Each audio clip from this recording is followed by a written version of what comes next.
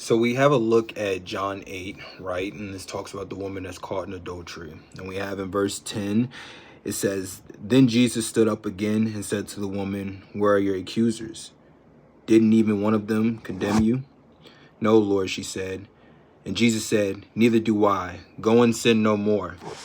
So we have this thing where, number one, how much more are you being accepted, being saved in the beloved, now being beloved, right? How much more are you where the Lord does not condemn you? We have this thing where we're constantly convicted, constantly have this weight over our head, constantly accepting the darts and the arrows from the enemy that are shooting at us, telling us that we are not good enough, telling us that we've sinned and this is the last straw, telling us that God is angry. But he talks about in the Bible how he will never be angry with us again. Just like he promised that he would never flood the world with Noah, right? So we have this thing where he says, "Didn't even one of them condemn you?" Right? And she says, "No, Lord."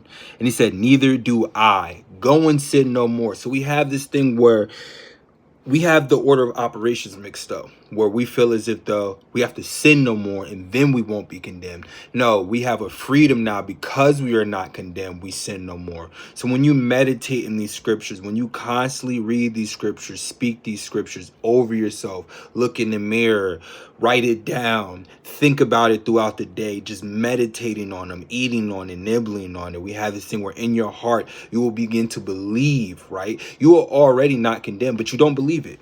You believe that you're condemned. You believe the voices that tell you God is angry at you, right?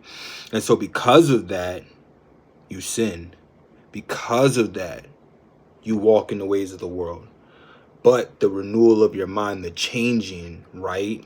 Repentance means to change your mind. So repenting, right?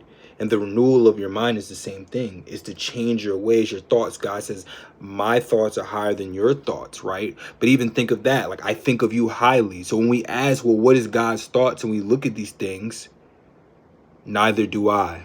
Neither do I condemn you. That is higher, right?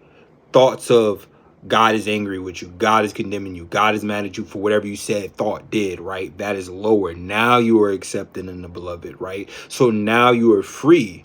Go and sin no more. So meditate on these things and you will find when you lean on his righteousness, Jesus' righteousness, right? That right standing, that I'm okay now with God because I'm more than okay. I'm a son now in God because I'm in Jesus.